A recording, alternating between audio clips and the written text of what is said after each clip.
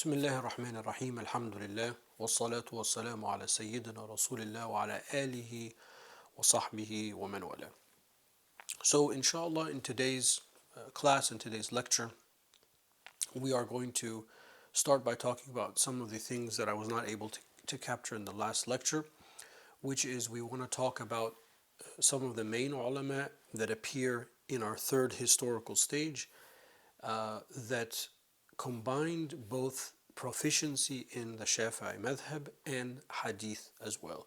As you see, this is now a reoccurring theme that there are many hadith scholars who are also Shafi'i jurists. I don't mean that hadith scholars that just grew up around Shafi'is, but they themselves were fuqaha of the madhab.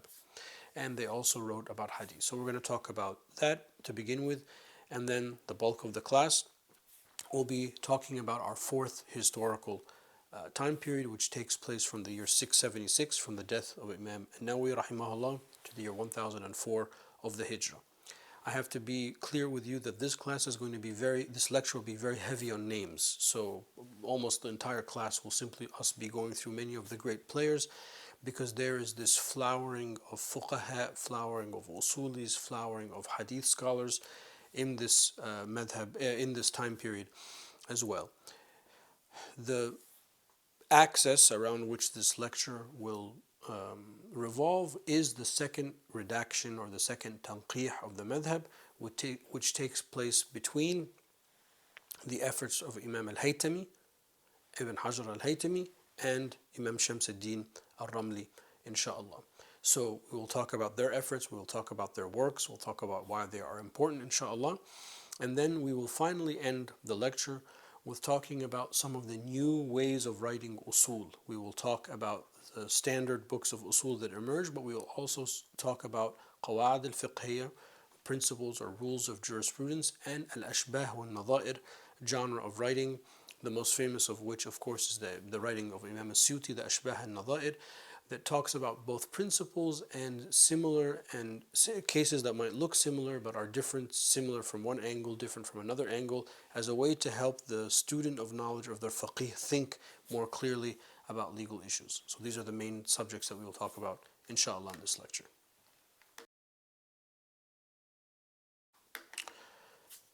So to begin with, let us kind of conclude the discussion of the third historic period. The third historic period, we said, is from 505 to 676, which is a short amount of time year-wise.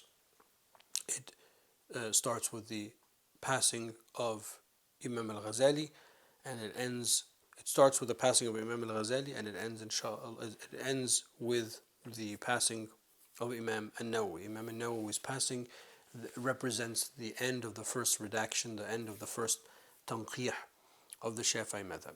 So, as we've seen in previous lectures, one of the unique features of the Shafi'i madhab, or of Shafi'i learning, there are two unique features.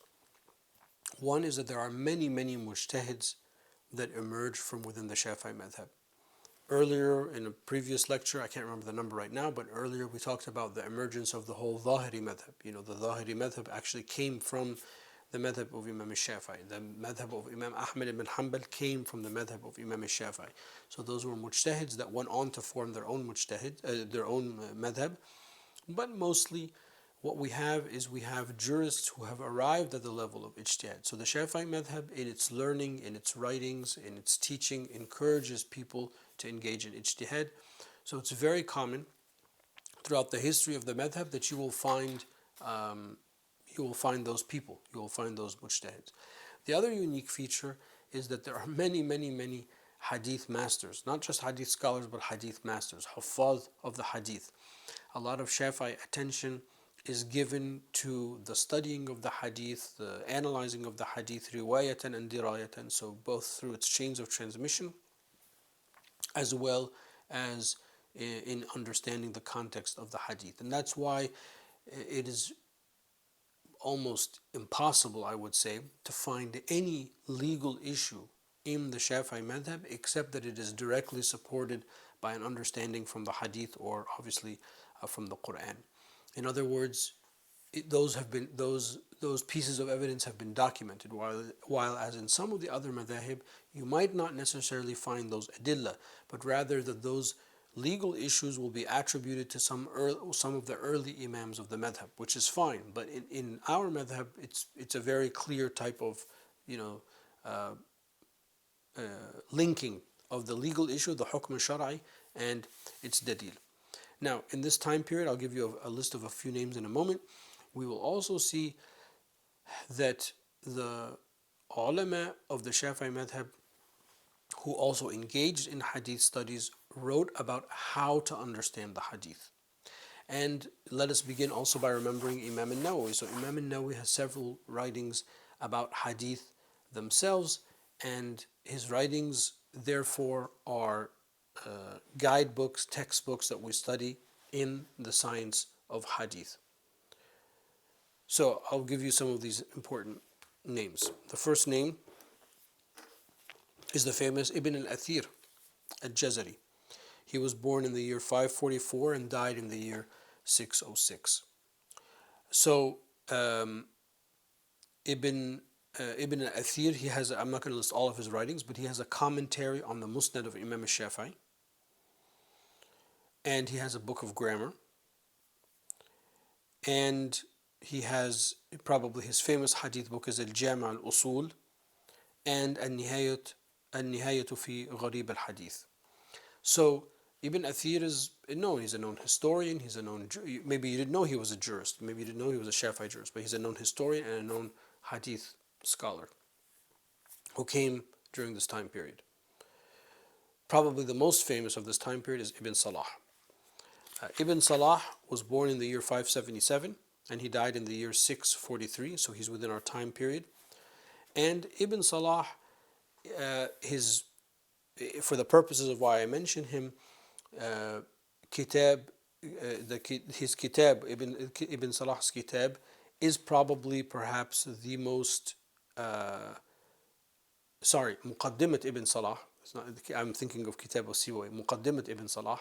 His book, the Muqaddimah, is probably the standard, the most important book of Mustalah al-Hadith. So this is the book that we use to look for how do you understand the Hadith, what are the terms that are used for the Hadith.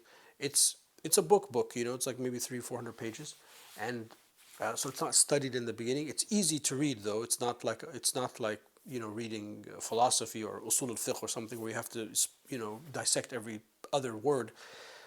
But it is long, so usually students in Mustalah will start with something like the Baiquniya, like we do in our program, and then kind of work backwards to the longer texts. But the Muqaddimah of Ibn Salah is an invaluable book. Alhamdulillah, I'm very blessed. I have read some of it, in the Azhar al-Sharif.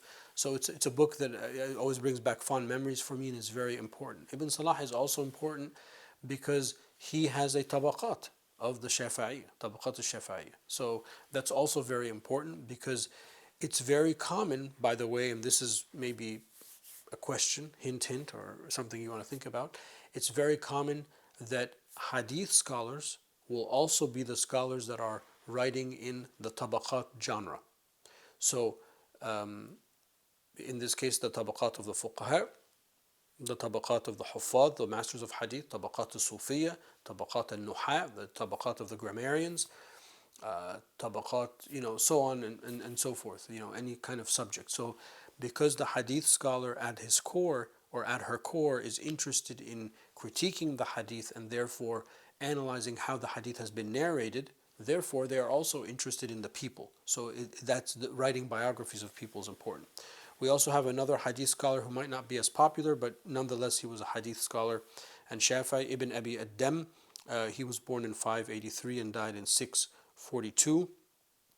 He has a book on a commentary on some of the difficult or issues found in Al-Ghazali's Al-Wasit. He has a book called Adab al-Quda, etc. And then, of course, we have the famous Hafiz al-Mundhari, who was born in 581 and died in 656.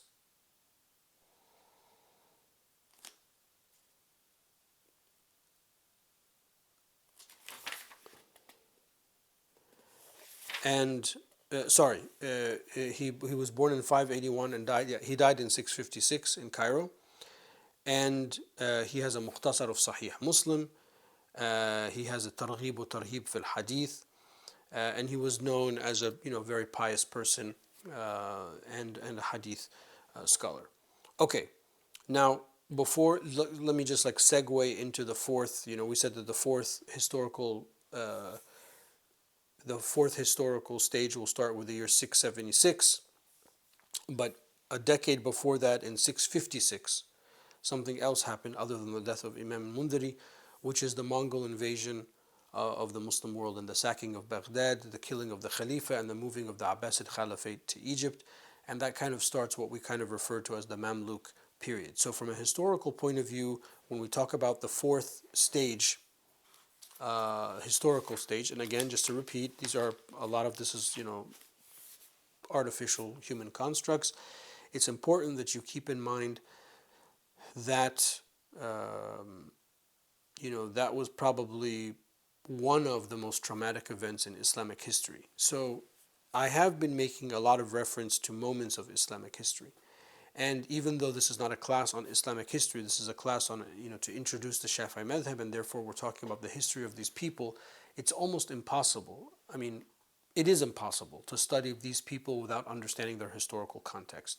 So you need to know a little bit about the Mongol invasion. You need to know that the Khilafah moved from Baghdad to Cairo. You need to know that there's something called the Mamluk period, which, as we will come to see, is like a golden age of learning, Islamic Sunni learning. You need to know that, at the time of Imam al-Shafi'i, there was this fitna that was happening with the Mu'tazilites, and, al-Buwaiti was arrested. You need to know that there's like this, there are the people here and what they did, but then there's also the historical context. Because when you see these great historical events, then you can start to ask yourself, well, how did these great ulama that we're looking at and studying, how do they react to these events? How did these events impact them? Did they change their fatwa? Did they change their positions? Did it change their teaching? How did they survive these calamitous events?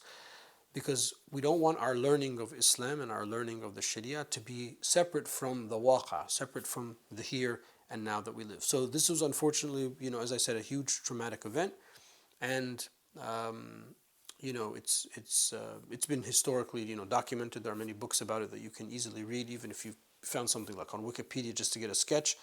But this was a momentous event, and it kind of coincides with as we transition from the third stage to the fourth stage, which we'll pick up in the next clip, inshallah. Okay, fourth historical stage, 676 to the year 1004 of the Hijrah. As I said in the last class, this is known as the Mamluk era. Yani, the Mamluk era and the Mamluk era kind of melts into and segues into the Ottoman era, which means that the major theater of land that we're talking about is Egypt and the Levant. There were Shafi'is elsewhere, but the Shafi'i madhab, as I've mentioned before, was not geographically as widespread as the Hanafi madhab. The Maliki madhab was in the south of Egypt and in all of North Africa. Egypt, Levant is Shafi'i, and then everybody else is Hanafi in the Sunni world, essentially, and then there are maybe a sprinkle of Hanbalis here and there. And it's kind of pretty much how it was up until the modern era. Now, there's, people all over the place.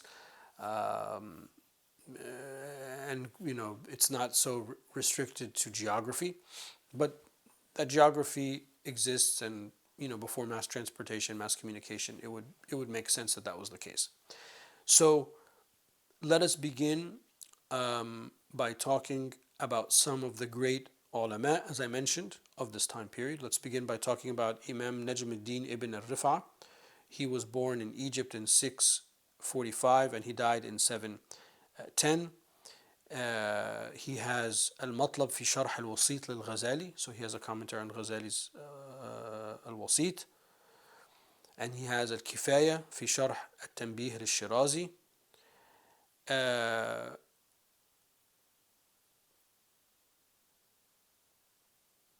And he did serve in some government positions that were appropriate of his time. However, of this time period, the most famous of the ulama were the family of al-Subki, which is an Egyptian slash Syrian family.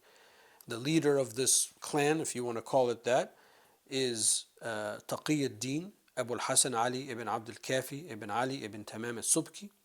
So Taqi ad-Din, the father, he was, his son is Taj ad-Din, so you have to kind of always get them mixed up. So Taqi ad-Din is the father. He was born in 683, and he studied with the major ulama, Shafi'i ulama of his time in Egypt and in Sham, and he died in the year 756. But one of the important things that he did is he wrote Al-Ibhaj fi Sharh al-Minhaj of Al-Baydawi.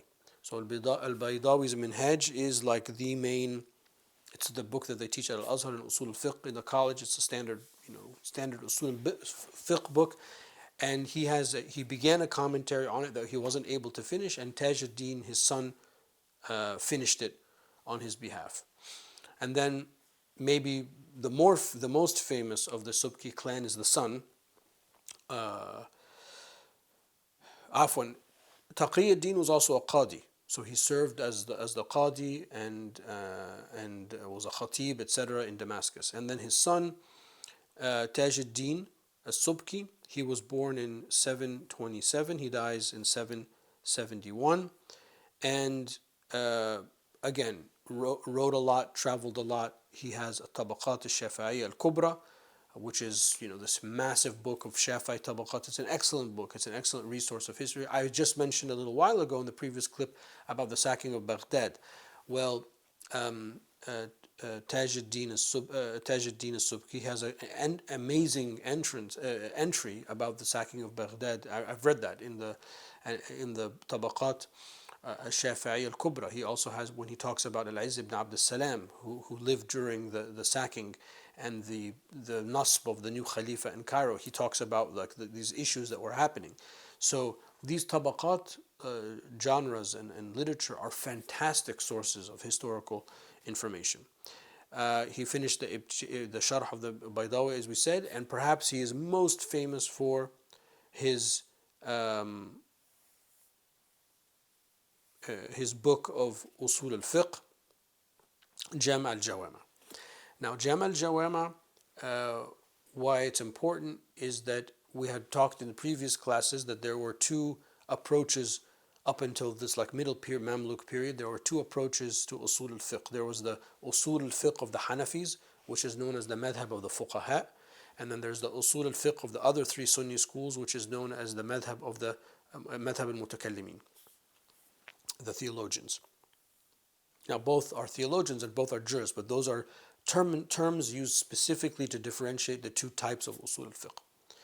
Jam' al-Jawama, he brought these two things together and he reconciled a lot of the differences, and he discusses, both approaches almost at the same time. He also discusses many Mu'tazilite approaches. So Jam' al-Jawama is a great book of Usul al-Fiqh, and it has no shortage of commentaries, his own commentary on it, Taj al-Subki, and Hawashi on it. And another figure that we will talk about shortly, Shaykh al-Islam Zakaria al-Ansari, he wrote a summary of that book, thank God, called Lubb al-Usul. And Lubb al-Usul is a matan that Shaykh al-Islam Zakaria al-Ansari made based on Lubb al-Usul, and Shaykh al-Islam Zakaria al-Ansari also wrote his own commentary called Ghayat al-Usul. So usually when you buy the book, it's kind of both are in the same. And Lubb al-Usul is what we use in our course study, in our program at the university for studying advanced usul or medium usul al-fiqh. Alhamdulillah, we have that. And that's like the key that will unlock Jam' al-Jawama. If you can read that book, understand the mustalahat, understand the terminology, understand the discussion points, very easily you can find and understand Jam' al-Jawama. We also have two other figures, lesser known figures in the Subki clan. Baha'u'ddin Abu Hamid Ahmed ibn Ali ibn Abd al-Kafi al-Subki. He was born in 719 and died in 773. And then we have Baha'u'ddin Abu al-Baqa Muhammad ibn Abd al-Barr ibn Yahya ibn Ali ibn Tamam al-Subki. He was born in 707 and died in the year 777 of the Hijrah. So, mashallah, these four, people from the Shafi'i, from the Subki clan that served the Shafi'i madhab during this time period. We also have the famous Jamal ad-Din al-Isnawi, who was born in 721 and died in 721 and died in 772. He is, even though he has a tabaqat and whatnot, he is really known as an usuli. And his books, he has a commentary on Baydawi's usul book, and he has other types of usul writings that once you get to the middle/advanced level of usul al-fiqh in the Shafi'i madhab, you're going to read the works of al-Isnawi. Very, very important.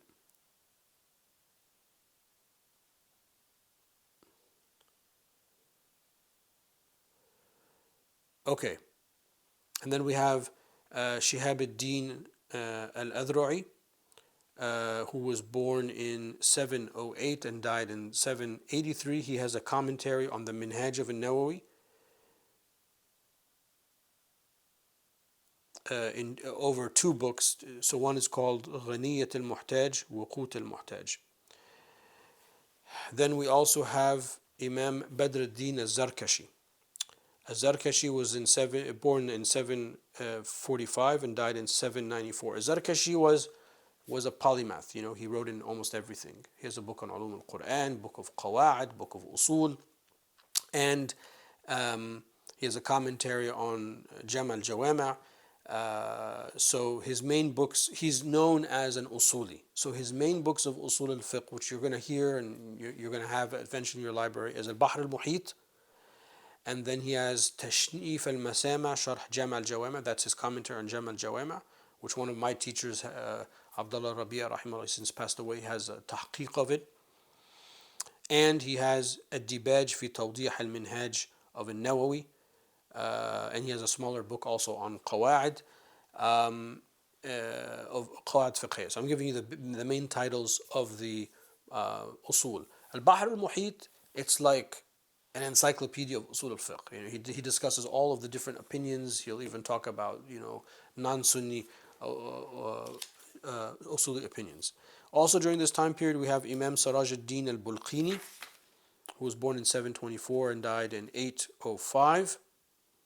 I'm going to go over some of these quickly just because of the sake of time. Then we have Jalal ad-Din al-Mahalli, rahimahullah, born 791 and died in 864. So al-Mahalli has, he wrote the tafsir, one of the Jalals in the Tafsir al-Jalalain. He has books of Furu'a, and he has the Sharh al-Mahalli on the Minhaj. So he also comments on the Minhaj. Remember when I mentioned the Minhaj before, I mentioned that there was no shortage of commentary. Actually, I don't want to rush all these names, so let me pick up in the next clip, inshallah. I'll just jump in. So after Jalal ad-Din al-Mahalli, Jalal ad-Din al-Mahalli also has a commentary on the Waraqat. So Mahalli's commentary on Waraqat is like the starting textbook that we start with when we study Usul al-Fiqh. Mahalli's commentary on al-Waraqat. It's, just like Imam al-Juwayni has like 3 words, and then al-Mahalli will have like 5 words as a commentary. So it's a very short commentary, but it's considered a textbook. The next figure during this time period, one of my personal favorites, is Shaykh al-Islam Zakaria al-Ansari, who was born in 723 and died in 926. Shaykh al-Islam Zakaria al-Ansari was a polymath. He was a mutasawwif. He has a commentary on the Risala, Imam al-Qushayri. He has books in mantiq. He has books in kalam. He has books in usul and furu'a. He wrote a summary of the Minhaj and wrote his own commentary on that summary. And as I mentioned in the previous class, I think in the last class when we were talking about Imam al-Nawawi, I said that this is usually the book that people seek to study. That book is called Al-Manhaj. So the Minhaj, so he took off the alif and made it Al-Manhaj, and has his own commentary on that. And his Mukhtasar of Jam' al-Jawama', Lub al-Usul, and he has his own commentary on that called Ghayat al-Usul. So these are some of the things that make Shaykh al-Islam Zakaria al-Ansari very important, and has a weighty opinion in the madhab. Okay, now the main figures in this time period are Ibn Hajar al-Haytami and Shamsuddin al-Ramli. They represent the second redaction of the madhab. So, Imam Ibn Hajar al-Haytami, he was born in 909 and died in 926. No, afwan. He was born in 909 and died in 974. Sorry. Born 909 and died in 974 in Mecca. And then Imam Shamsuddin al-Ramli was born in 919 and he passed away in the year 1004. So they did overlap. Al-Haytami is older. Al-Haytami studied with Imam al-Ramli's father. He studied with Shihab ad-Din al-Ramli. Now, why are these two figures important?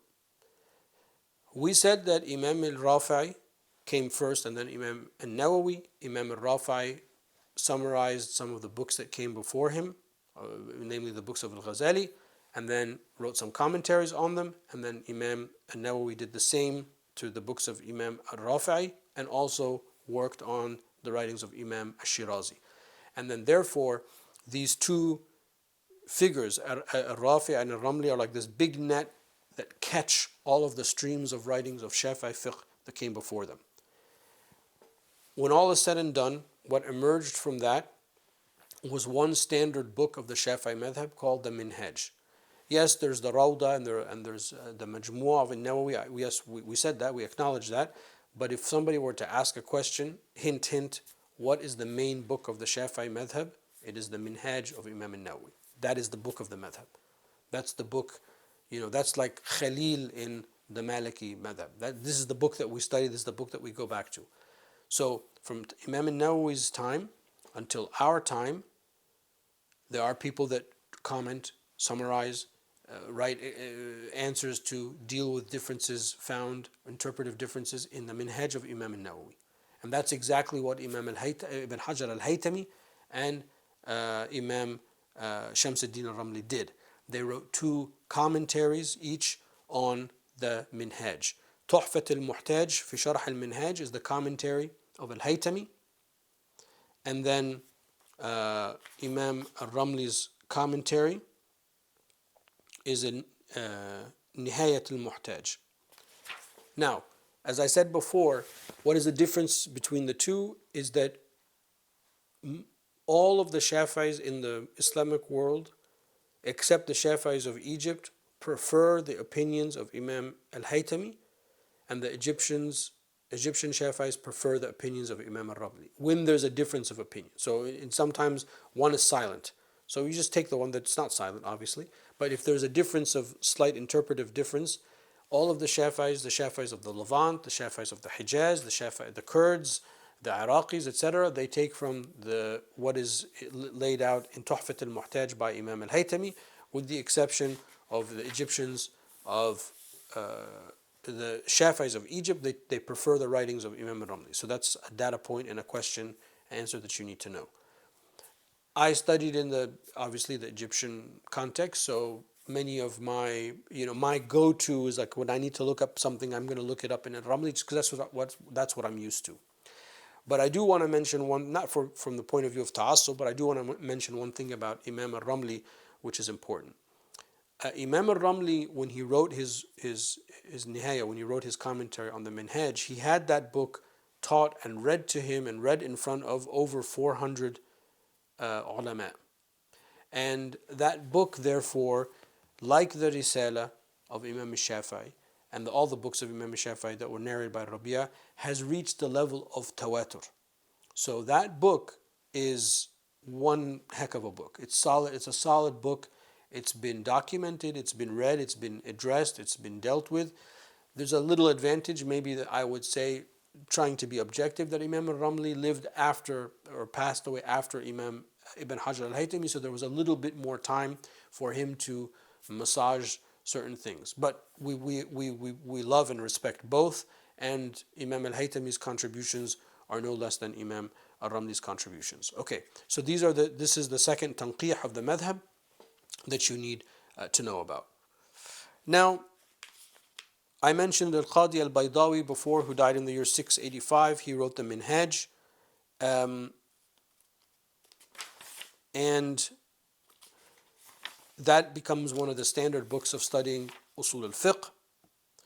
There were other attempts at raising the efforts of ijtihad and usul at this time, such as Ibn Daqiq al-Eid. Ibn Daqiq al-Eid,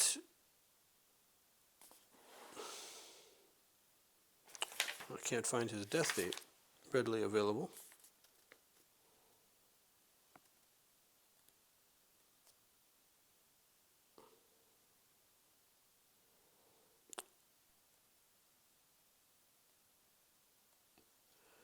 So I apologize, I can't find his. I know that he was born.